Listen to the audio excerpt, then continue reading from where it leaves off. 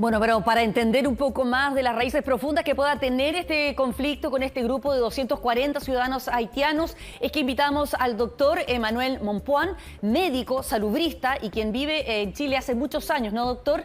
Y es además especialista precisamente en esto, choques culturales y todo el tema de la salud. ¿Cómo está? Buenas noches, gracias por acompañarnos. Buenas noches, Mónica, gracias por invitarme. Lo primero que quiero preguntarle es ¿qué entiende usted que pasó ahí en Quilicura? ¿Por qué esa resistencia de ese grupo de haitianos de no querer aceptar la ayuda sanitaria que se le estaba ofreciendo? Yo creo que lo que pasó con esos pacientes es el reflejo de un choque cultural. Un choque cultural que más se evidencia en la salud.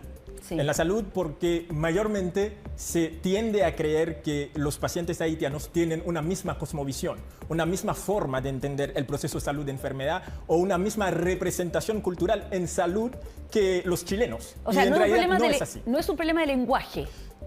Tendría algo que ver con el lenguaje, pero el problema de fondo no es el lenguaje, sino la cultura. La forma de entender el proceso de salud de enfermedad. ¿Cuál es esa forma diferente? Es decir, que la diferencia en ese caso puntual obedece al hecho, primero, que los vecinos, esos vecinos haitianos, yo creo, estoy convencido de que no creen en las autoridades municipales por experiencias recientes que en la municipalidad, en la página Facebook de la municipalidad de Quilicura, hace aproximadamente unas 2 semanas, publicaron la foto de la casa o del frontis de la casa donde supuestamente vivían 14 pacientes haitianos diagnosticados por el COVID, cosa que no debió haberse hecho. Es inaceptable, inadmisible.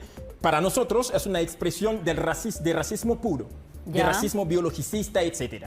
Pero también obedece al hecho de que ellos, al no creer en las autoridades municipales, al no creer en ningún tipo de figura de autoridad a nivel de la municipalidad, por lo que le mencioné, pero hay otros casos también, sí, ellos desconocían, no querían aceptar el diagnóstico que esas mismas autoridades le estaban entregando.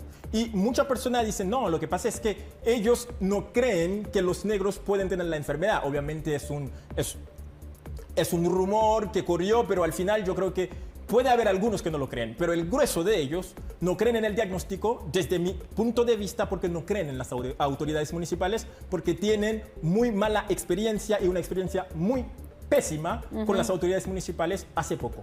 Hay también diferencias en cómo ellos entienden o cómo la cultura haitiana entiende la enfermedad, el estar amenazado de muerte por una enfermedad, de poder perder la vida si no se cuida. Sí, obviamente.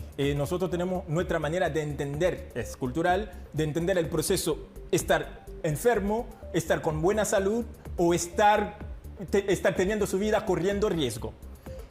Por ejemplo, en el caso del COVID-19, que en la gran mayoría de los pacientes, más de un 80% según los datos existentes, no presentan síntomas o presentan síntomas muy leves. Y además, si consideramos la comunidad haitiana aquí en Chile, que es la comunidad más joven de migrante, edad promedio 30.2 años, obviamente la mayoría de ellos no están presentando síntomas. Y cuando viene el paciente de una realidad, si no presento síntomas o signo de ninguna enfermedad, no estoy enfermo, entonces más le va a costar a la autoridad, sobre todo si viene de otra cultura, si desconoce esa realidad, más le va a costar entender que ese paciente, hasta que no presente síntomas, no va a creer que está enfermo. Doctor, y por último, desde su experiencia, también como es representante o de alguna manera integrante de la comunidad haitiana acá, ¿qué se debería hacer? Porque esto no va a ser la primera vez o la última que vamos a tener una situación de esta naturaleza en medio de esta pandemia. Mira, yo creo que han habido algunos casos anteriores, obviamente no en el contexto del COVID-19, pero muchísimos casos. Sí.